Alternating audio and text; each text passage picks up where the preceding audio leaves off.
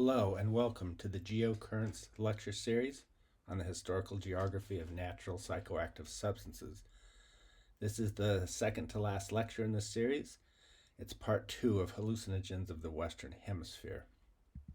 As we've seen before, there are overlapping categories of hallucinogens. The three main categories, deliriants, dissociatives, and psychedelics, have been considered at some length. In today's lecture, we'll look at one substance, salvia divinorum, which is usually classified as a dissociative, and we'll look at one very powerful psychedelic. We'll look at it in a brew called ayahuasca, and then we'll look at its main active component, DMT, or dimethyltryptamine. So salvia divinorum, or the seer's sage or diviner sage, is in many ways in a class of its own. Unlike almost all psychedelics except DMT, it has very transient psychoactive properties.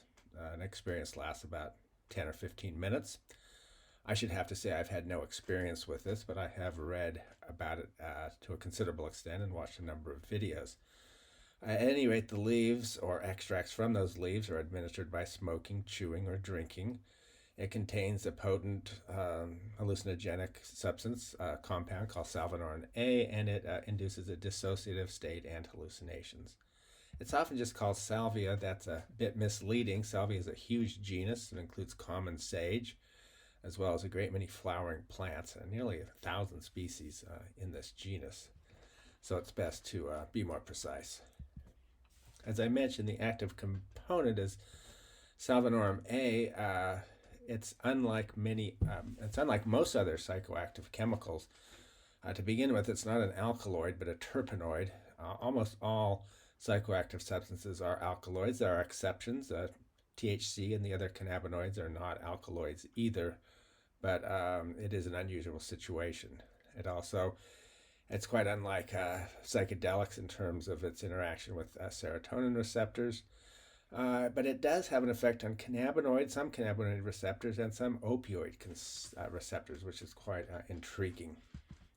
Now, the question has to be raised of what is meant by a dissociative hallucinogen. It's generally defined as a subclass that distorts perceptions of sight and sound. Well, that's true for all of them. But more importantly, produces feelings of detachment or dissociation from the environment and or the self. So they can produce both hallucinations and dreamlike or trance states. The most common dissociatives are synthetic chemicals, ketamine, which has become quite a problem in many areas, PCB or angel dust. I don't hear about that much anymore, but it was certainly considered a problem earlier. And even nitrous oxide or laughing gas, which at one time was used quite extensively with dental procedures. And dissociatives have very legitimate medical uses in anesthesia and sedation and as antidepressants, although that can cause problems as well. So salvia divinorum has a very long history of use by Mesoamerican shamans or shamans. It was one of the 8 or so plants of the traditional hallucinogenic assemblage of plants and fungi, substances used in ancient in medieval Mesoamerica before the Spaniards came. Spanish authorities did everything they could to wipe out these substances, but they survived. And salvia divinorum really seems to have survived in a very limited area among the Mazatecs of northern Oaxaca, same people who kept the psilocybin ritual alive, and morning glory as well. Interviews with Mazatec shamans who use this claim they use it for spiritual healing, for recovering lost objects. Very intriguing. Brew it as a tea or chew the leaves. And the use of this was discovered by the anthropologist John Bassett Johnson, who also discovered the use of psilocybin in the 1930s. And if you recall, Johnson died in 1943 in Tunisia in World War II. So his research wasn't able to be continued, at least by him, but others picked it up. Contemporary Mazatec shamans are syncretic Christians, and I think it's very important to note this. So by syncretic, I mean they combine aspects of the pre-Christian beliefs of their people but they put that in the context of Christianity. Salvia divinorum is seen as literally as an incarnation of the Virgin Mary, and it's often called La Maria because of that. And rituals that involve it begin with an invocation to Mary and to St. Peter, the Holy Trinity, and other saints. And it's claimed that Mazatec shamans who use it say that La Maria speaks with a quiet voice, which is intriguing also. I've mentioned in several of these lectures Andrew Sherratt's 1990s video series for the BBC called Sacred Weeds. Salvia divinorum is part 2 of this. As is always true, he would have several people, 2 volunteers, take the substance. That'd be monitored by a doctor, and then there'd be 3 different academics of various specialties who would then debate what the experience means and what its significance is.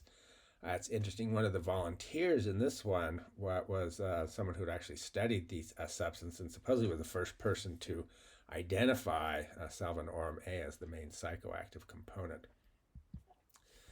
There's been a lot of debate over whether Salvia divinorum is a drug that is often referred to in the Aztec works that survived the Spanish conquest. I'm not going to try to pronounce the Nahua name there, as I would probably butcher it, but it was very commonly referred to and was a big mystery.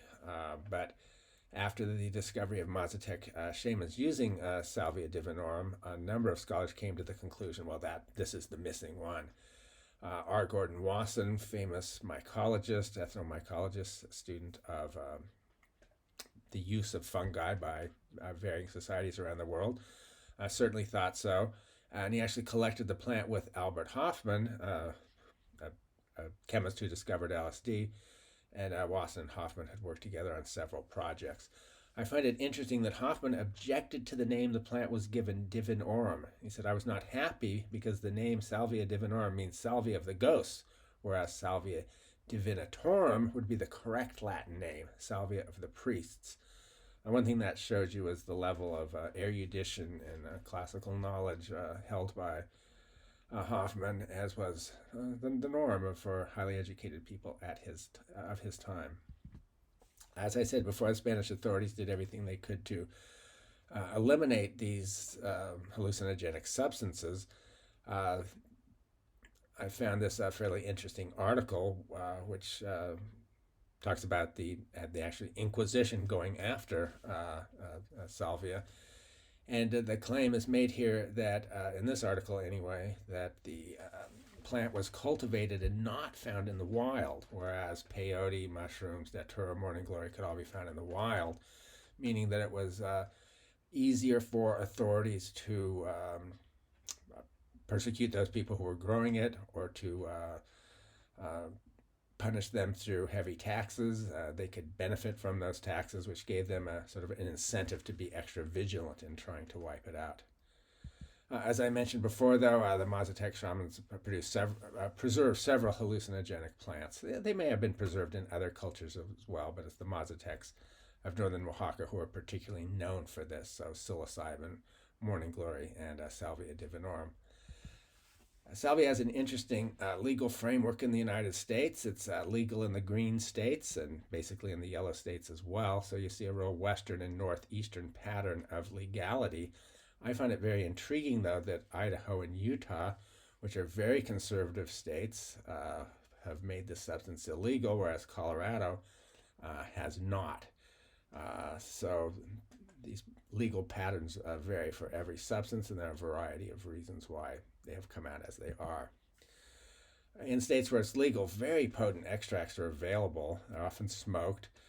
There can be a problem, though, because despite the fact that it doesn't last long, the experience can be very intense, and high doses can produce delirium, dysphoria, anhedonia, or inability to experience pleasure, and depression.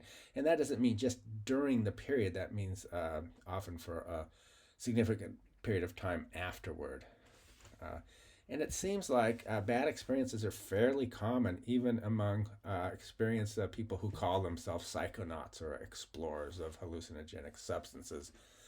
So if you look through the trip reports from Arrowwood that have been recorded on YouTube, you'll find things like most terrifying salvia trip, worse than death, trapped in 2 dimensions, terror stories, ruined a man's life.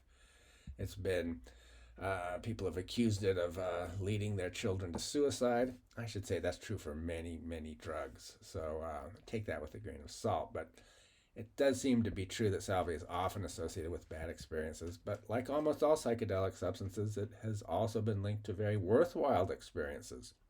So you can go to the same trip reports on YouTube and find the deepest salvia trip I've ever read, or teachings from the afterlife, and so on.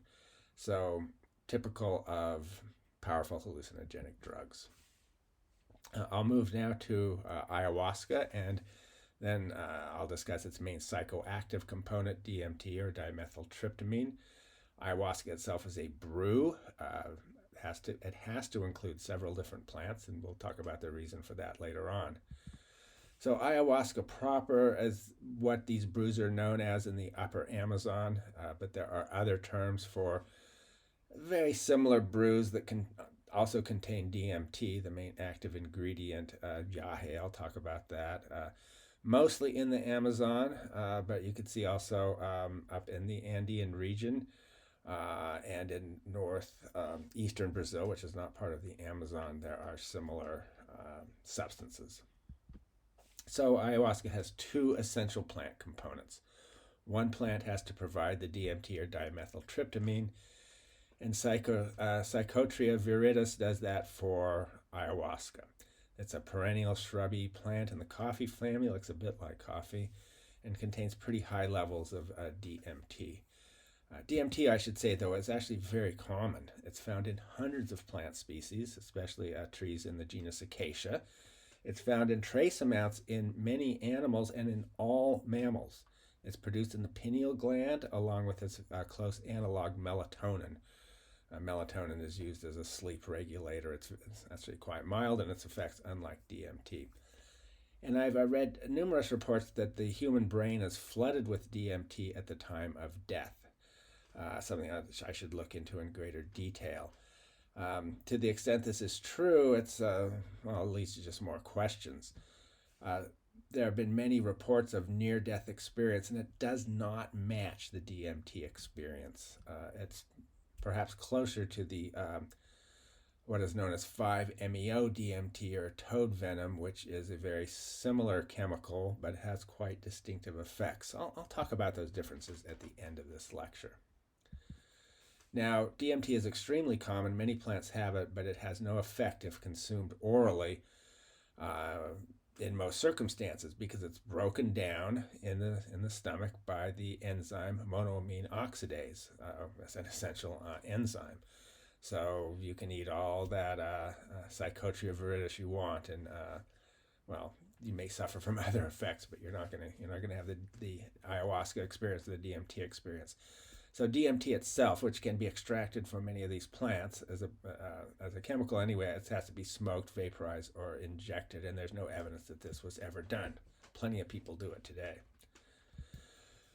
So anyway, the solution to this problem of DMT being broken down is to simultaneously consume a plant with a monoamine oxidase inhibitor, or MAOI, which prevents the breakdown of monoamine neurotransmitters.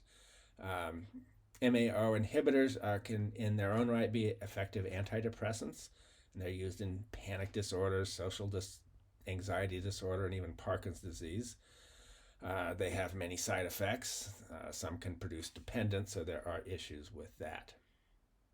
So back to ayahuasca. Yes, it has 2 essential plant components, and Banisteriopsis caapi provides the monoamine oxidase inhibitor. Generally, this is in what are known as the harmala alkaloids, which are MAO inhibitors. And these alkaloids are found in other plants. They are in their own right somewhat hallucinogenic and also somewhat toxic.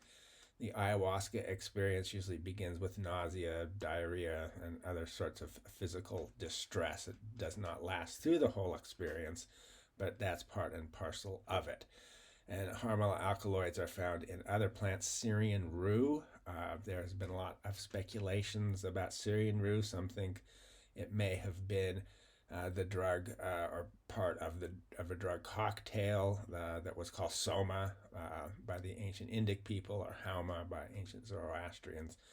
That's a big mystery I've talked about in other lectures. It's even been suggested that the geometric patterns found in carpets produced in Iran or Central Asia, where wool is often dyed with Syrian rue, but it has been suggested that the people who made them were ingesting these alkaloids and were experiencing hallucinations, and those hallucinations are evident in geometrical designs in their rugs. No firm evidence for this, just speculation. Interesting perhaps, but I wouldn't take it with too much seriousness. Anyway, there are a variety of these hormonal alkaloids. And these alkaloids take a toll by themselves, like I said, nausea, vomiting, but also increased blood pressure, heart rate, profuse sweating, dizziness, body tremors. So ayahuasca can be a bit of an ordeal and a grueling experience, and it is not anything to be done lightly, because there are serious medical ramifications from having these conditions if they're taken to too far an extent. And even things like loud noises and hot and cold feelings, sinking and sensations of flight or anxiety and the like. Interestingly, the earliest evidence of ayahuasca, and it's very firm evidence, doesn't come from the Amazon basin, where it's most widespread and mostly associated with, but rather from the neighboring Andean highlands or plateau. And ayahuasca itself is a Quechua word. Quechua is the language of the ancient medieval, if you will, Inca Empire. It's not what they call themselves, but that's what it's usually referred to, which was a very large polity, very powerful up to the time of the Spanish conquest. But the Incan polity was relatively recent, but there were many other large-scale societies that existed earlier. This is both the coastal region and the Andean region were major centers of early urbanization and state formation. There was a polity called Tiwanaku, which had influence in this area for a long period of time, from Lake Titicaca south, essentially. It used to be thought of as a state. It had its people built large monuments. It's now interpreted more as a multicultural network of lineages without any real centralized authority. But that's a little bit beyond the scope here. What is important is, and to quote here, a pouch containing carved snuffing trays, bones, spatulas, and other paraphernalia with traces of harmine and DMT was discovered in a cave. Chemical traces of harmine in the hair of 2 mummies. I mean, this pretty clearly shows that ayahuasca, or something with the same plants, was being consumed in this region a long time ago. Ayahuasca is also associated with syncretic religions. So these are religions, formalized religions, some informal, some quite formalized, that have aspects of Christianity, particularly Roman Catholicism, with traditional beliefs. And if one looks at ayahuasca, it's very often associated with these faiths that view ayahuasca as a sacrament. So you can see here, ayahuasca is the body of ayahuasca mama. That's Quechua, where basically we're talking ayahuasca as a goddess, essentially, like wine and bread in the Christian Eucharist.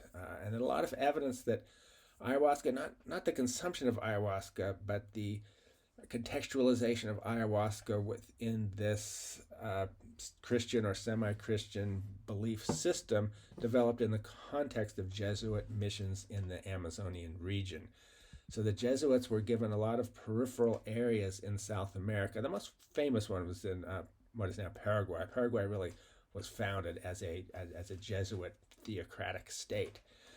But there were many others, and one of them was in northeastern Peru on into eastern Ecuador. This is in the Amazonian lowland, and this is sort of right in the heart of the ayahuasca zone. And there were large a number of small missions. The Jesuits were eventually expelled from everywhere in the Americas, and eventually the order was discontinued, although it would later be refounded. But these missions continued under the Franciscans. The Jesuits were generally much more accommodating towards local cultural differences than were other Catholic religious orders. So anyway, it has these Jesuit roots. It also seems to have roots in modern economic circumstances, in particular the Amazonian rubber booms. And again, I don't mean the consumption of ayahuasca, I mean its formalization into official religions or church-like structures or churches. And there seems to be a lot of indication that migrants into the region were also heavily involved. So the indigenous people had long been using ayahuasca, but then migrants are coming in with the rubber boom or being associated with it and are transforming it. So Peter Gao is a scholar who's best noted for this interpretation.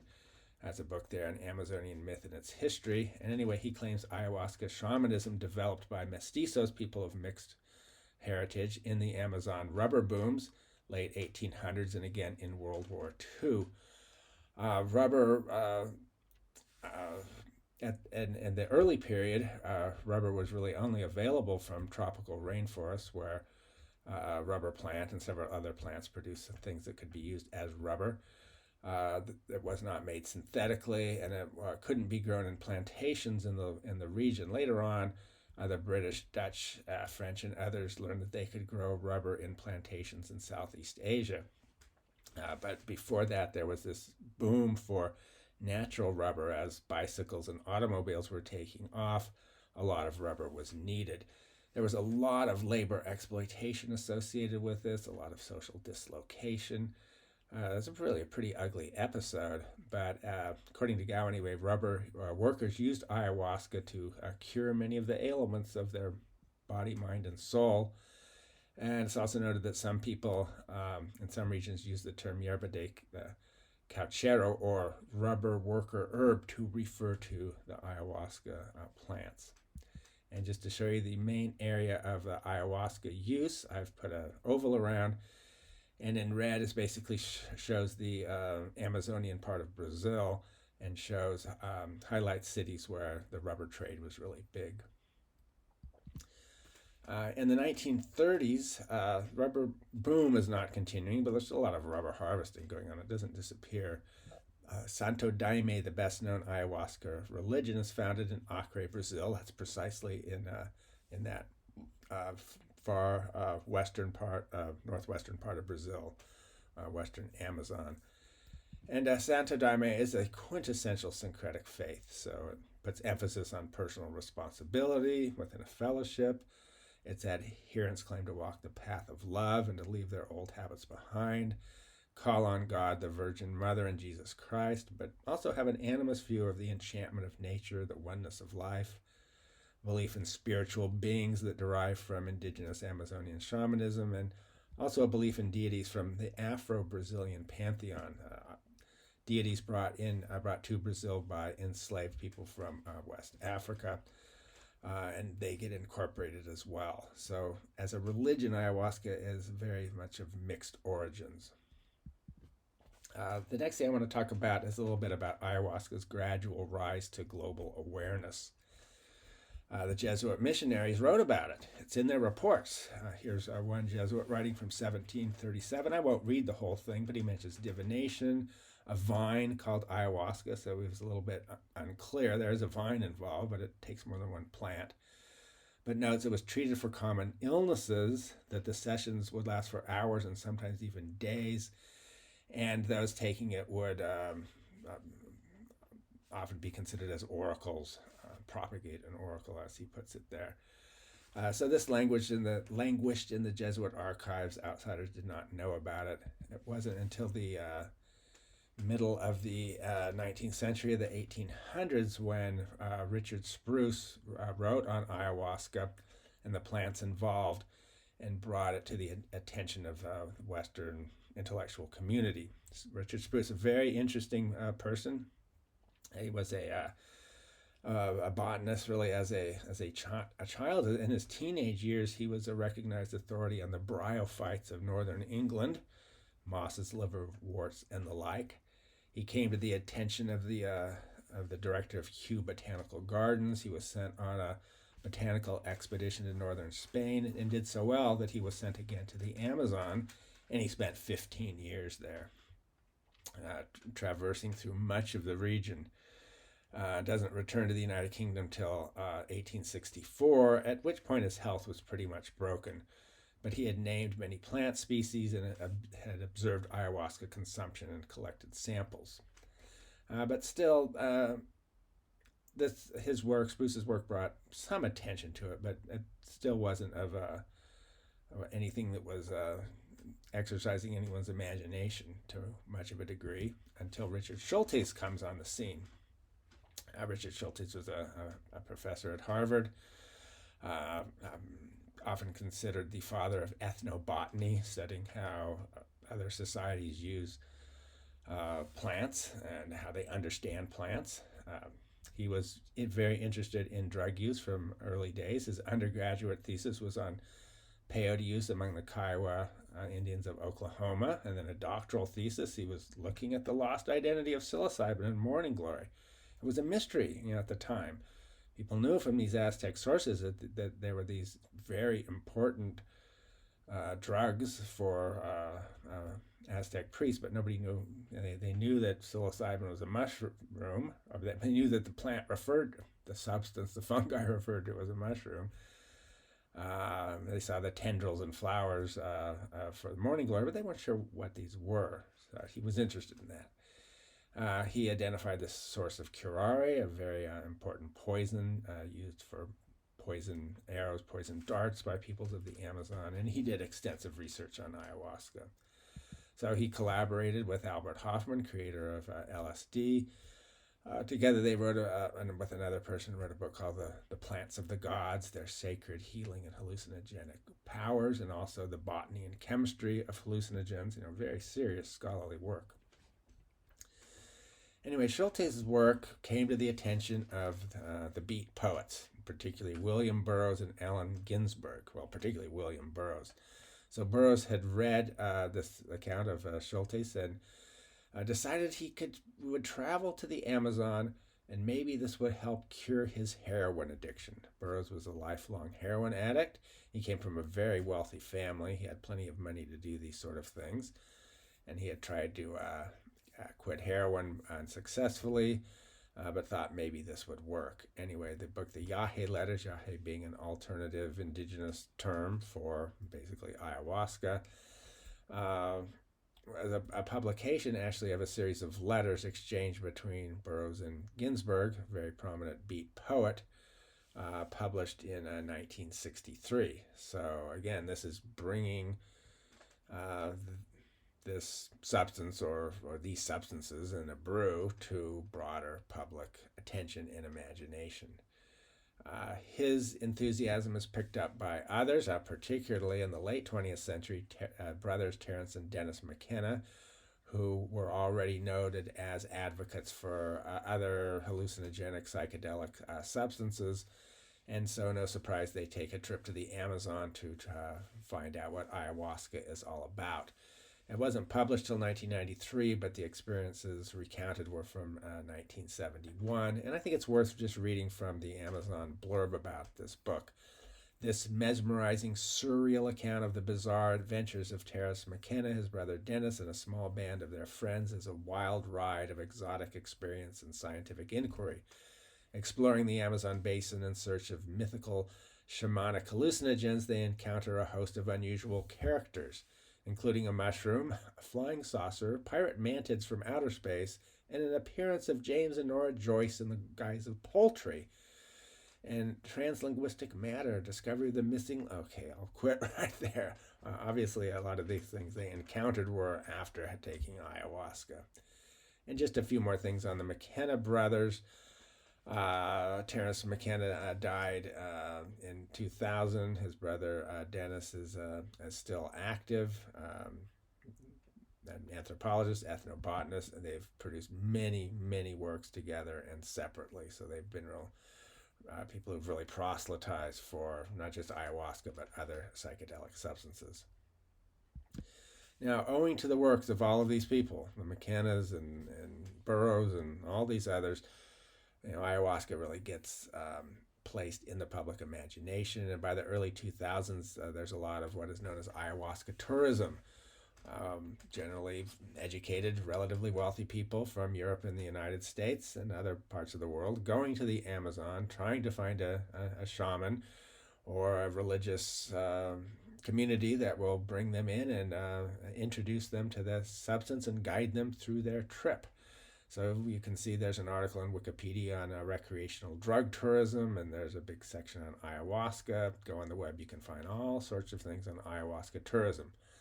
I should note that there's been a lot of criticism, especially from academics, no surprise, accusations of colonization, concerns about its effect on indigenous society, trying to understand how the local indigenous people interpret these outsiders who are coming to their communities to take this very powerful drug. I should also note that this boom in ayahuasca tourism has supposedly generated a lot of sort of fake shamans, people who are really not the legitimate thing.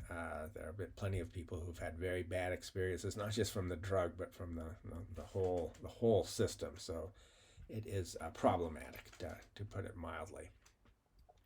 Meanwhile, ayahuasca churches have been established. They've spread. You can find them in the United States.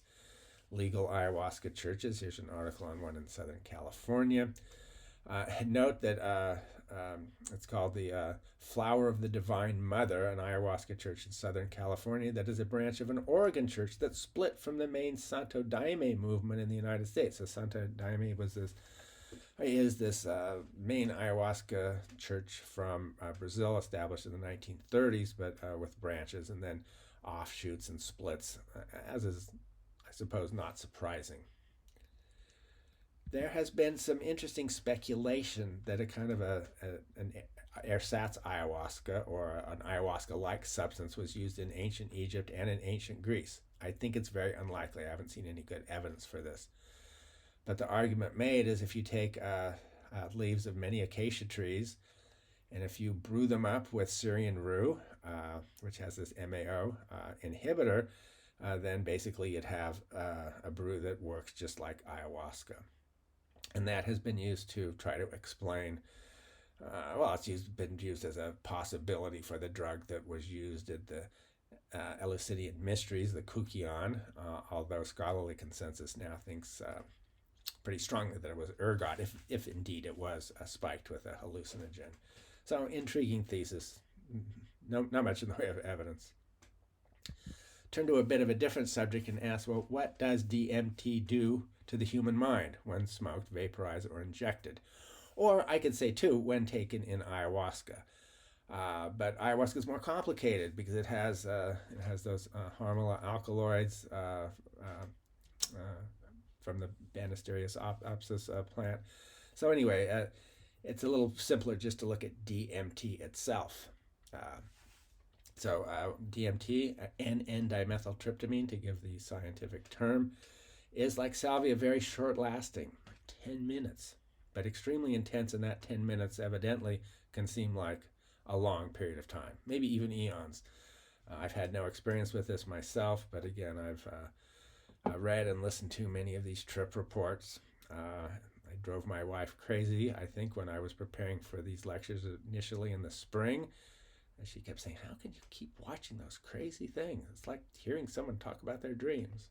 But I found them rather entrancing, at least for a while. So by all these reports, DMT experiences similar in some ways, but really quite unlike the classic psychedelics. And by classic psychedelics, I mean peyote, psilocybin, LSD, or morning glory seeds even.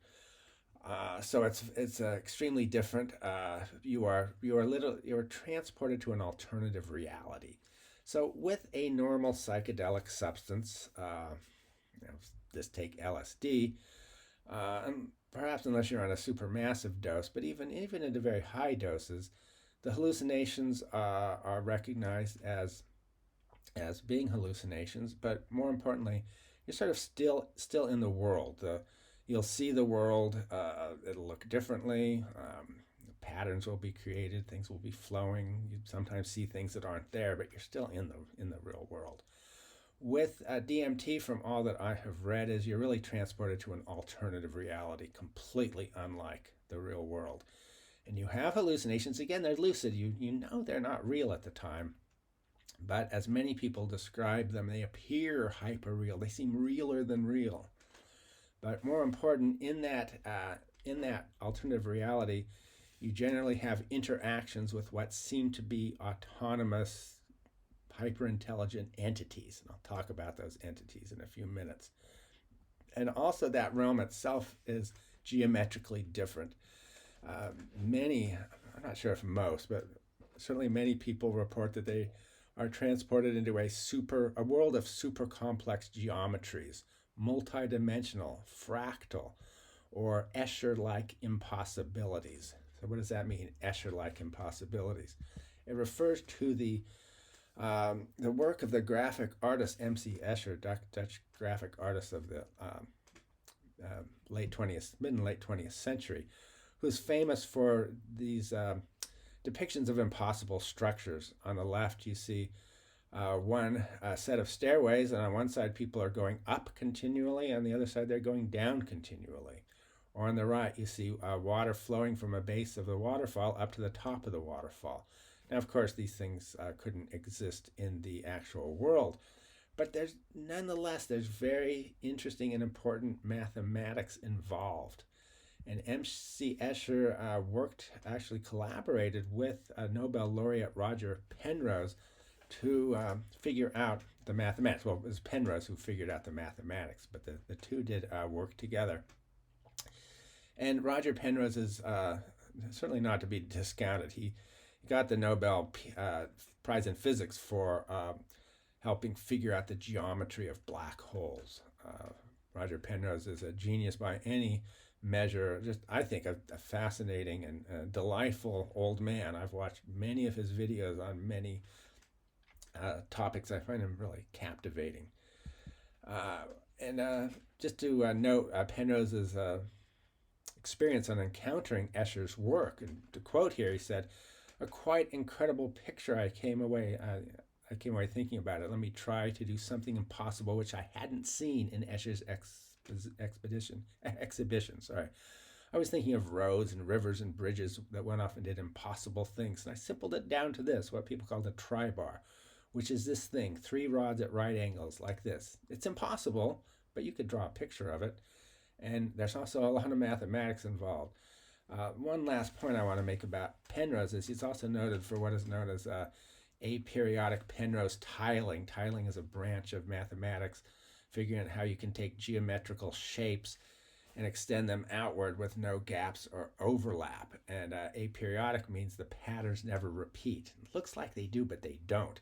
So in Penrose tiling made out of 2 particular geometrical forms, one can, as they say, tile the plane to infinity with the pattern never repeating it. And believe me, there's complex math involved. I've tried to wrap my head around it and ultimately come up at a wall. Take years of study, and probably have to be smarter than I am to ever figure it out to begin with. But back to ayahuasca. In Spain especially, but in other parts of the Muslim world, Spain having been Muslim for many centuries, one finds very elaborate tiling, literal tiling at many buildings, often religious buildings.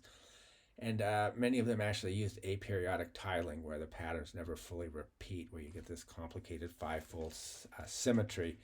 And so there have been suggestions that, the mosaicists must have been taking some sort of ayahuasca-like substance so that they could grasp this geometrical reality. Again, no evidence, an idea perhaps worth mentioning, but perhaps not. Anyway, let's get into the DMT autonomous entities. Researchers have looked at that, and she finds that most people who have a DMT experience come into contact with it. If it's ayahuasca, it's often animal spirits. At least that's the quintessential ayahuasca entity, an intelligent jaguar or something like this. But there are all kinds of entities that people report, and researchers have looked at this and done analyses of the percentage of people who see different kind of entities. To give an example of some of these so-called DMT entities, like a number of people see jesters, look like jesters, and they laugh and mock the person, or beings of light who exude love and compassion, or aliens who explain the nature of the universe, machine elves, I'll talk about that in a second, or all sorts of things, some good, some bad. Joe Rogan, very popular podcaster. I think he's number one or number two podcaster in the world. He's a proponent of drugs, many drugs, cannabis, a number of psychedelics. He's talked about DMT a lot. He's taken DMT multiple times on the same day, I believe. But he reports having been mocked by DMT jesters. To quote him, at one time I did DMT and all these gestures, like geometric patterns of gestures, were giving me the finger like this, F you, like mocking me. And the message that I got was that I was taking myself far too seriously, which is a very interesting take on that sort of experience. Bizarrely, machine elves seem to be very common. Some people think this is because Terence McKenna, who was one of the main popularizers of ayahuasca, wrote about his encounters with machine elves. So the idea is that, well, people have read McKenna, they're sort of primed to see machine elves, so that may be it. But it's really interesting to look at what artists have tried to do to try to replicate the DMT experience with these so-called machine elves. And people often see what they describe as angels radiating love, and they talk about seeing demons who radiate a sense of malevolence.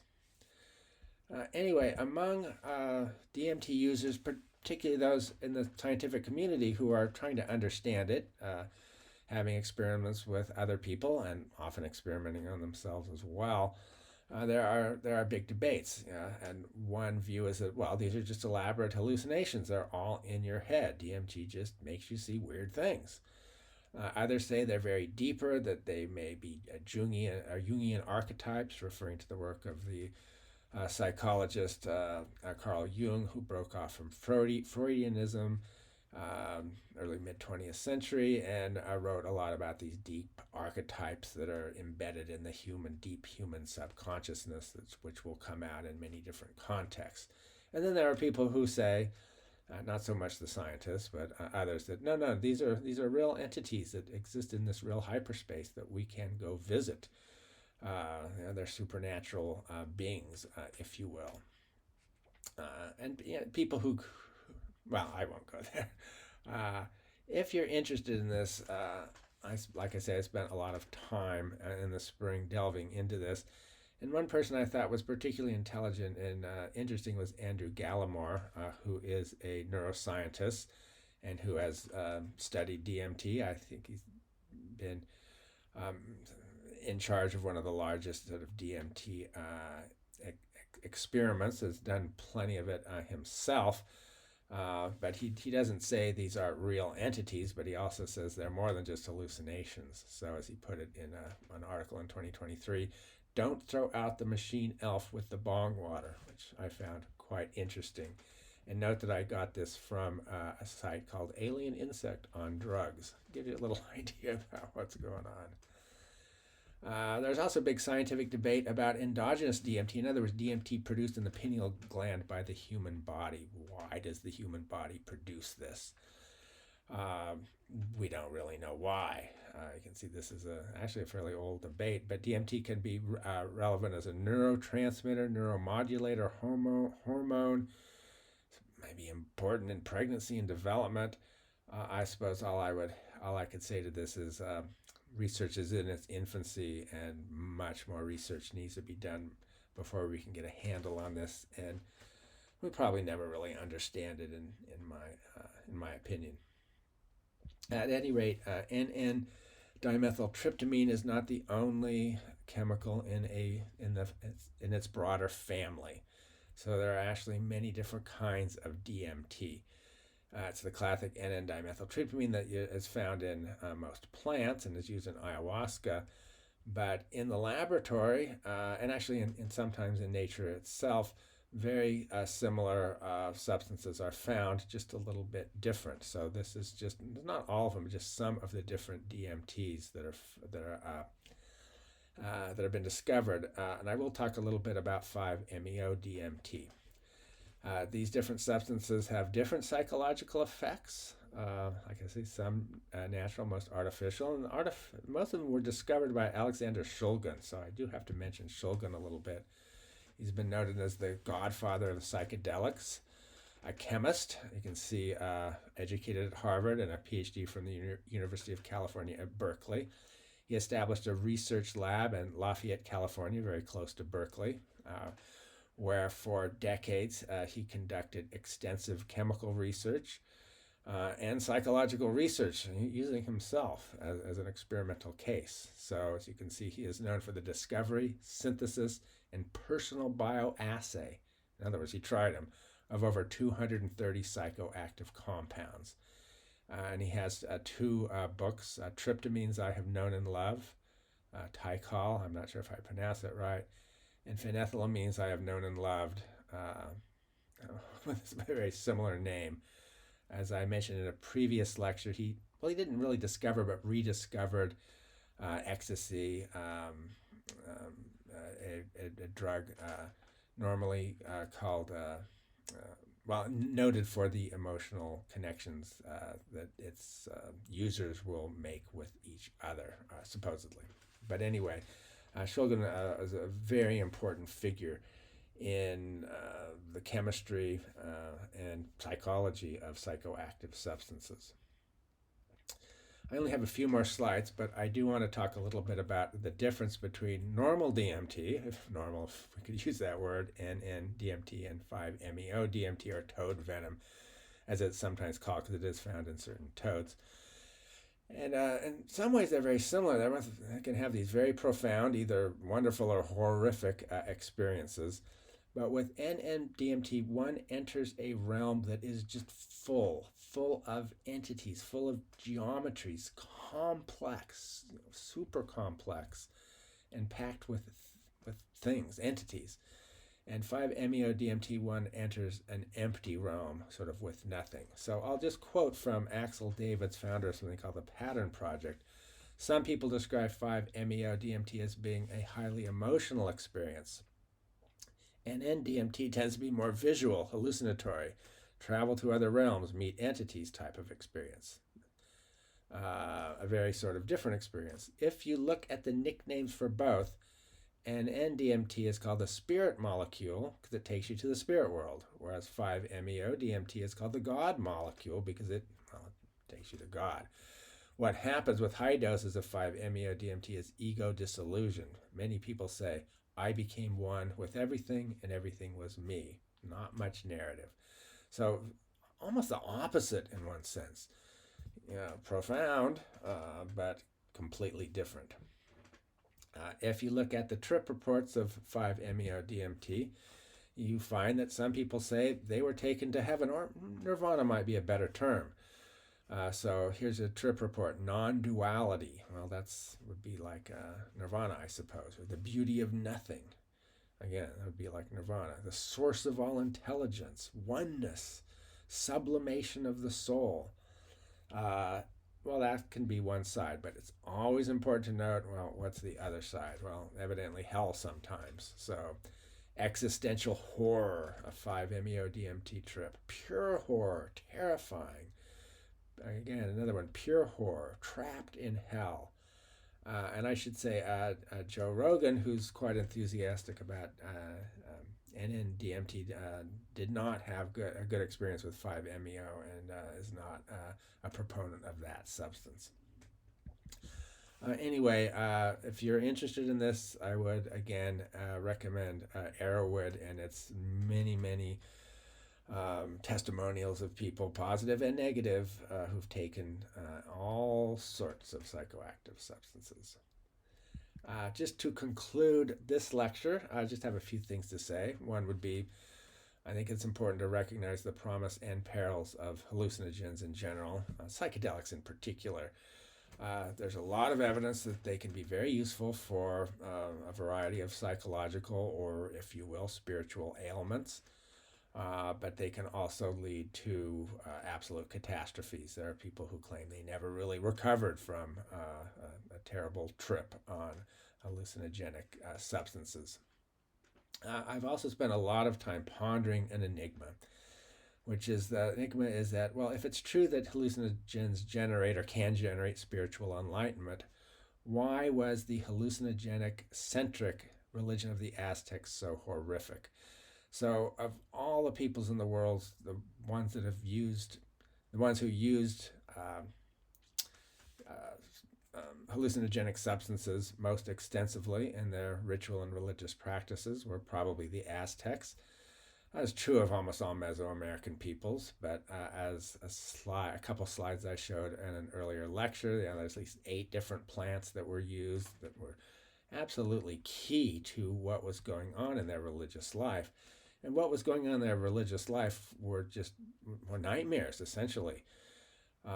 Scholars have long thought that the Spanish authorities exaggerated the horrific nature of Aztec ritual practices, but the evidence has come out from archaeological excavations with just massive numbers of bones, from looking at their own surviving works and iconography. It's just filled with this stuff.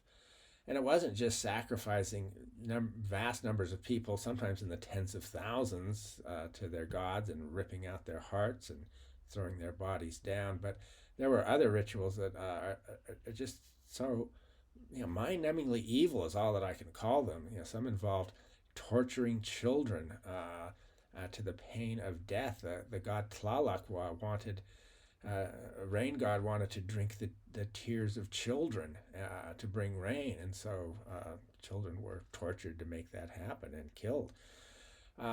So how would that work? How does that fit with all of these reports of spiritual enlightenment? And all I could say is hallucinogenic substances, many seem to indicate kind of a profound dualism of good and evil. I know many scholars don't believe in good and evil.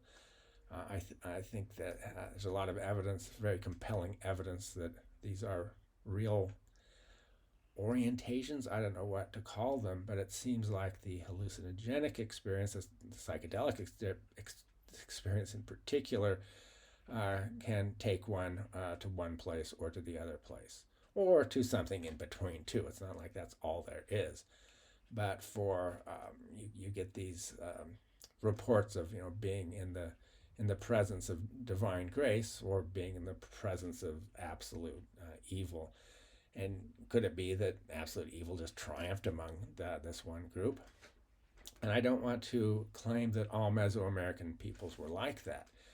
The Aztecs took this to an extreme, and they did it for empire-building purposes, partly. They used terror as a weapon of war. Plenty of other people have done that in human history. And you can look at other aspects of Mesoamerican society that give you a very different view. For example, a city that was allied with the Aztecs, Aztecs actually were the one group in what was known as the Triple Alliance initially of 3 city-states, and one of those city-states was Texcoco, located not too far from Tenochtitlan, the Aztec capital. But Texcoco was called the Athens of, was later called the Athens of Mesoamerica.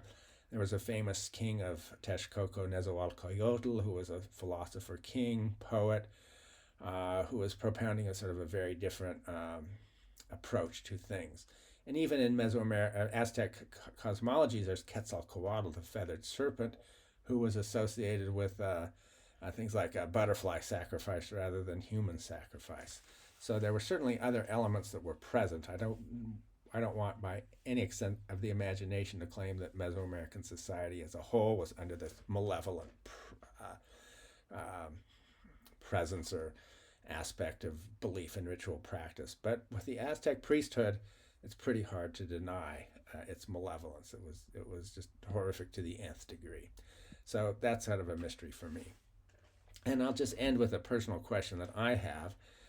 I may have mentioned in a previous lecture, I had quite a bit of experience with psychedelic substances when I was a teenager into my early 20s. I quit doing all of that when I started graduate school. That was 1981.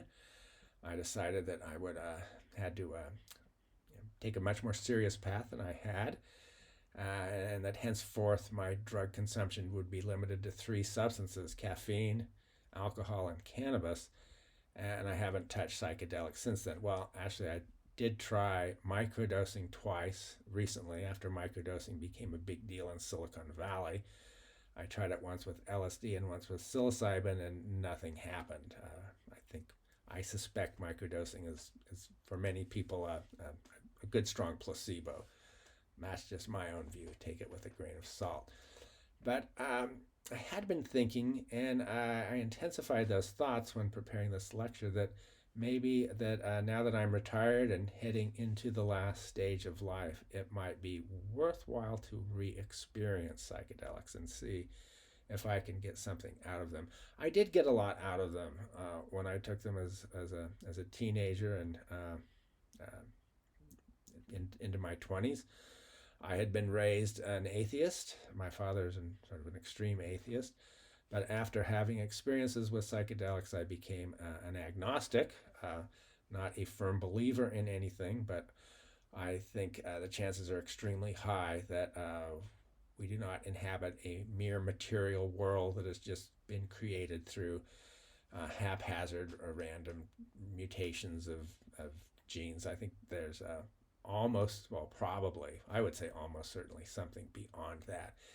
And I think there's a good chance that that something beyond can be glimpsed through these substances. I'm not sure about that. I'm a skeptic as well, and I try to retain my skepticism in all things. But I'm also a curious person. I like to experience things, and I've been thinking about this. So that will be the last thing I say on this. I have one more lecture in the series that concludes it, and I hope you can tune in. And thank you very much for listening to me.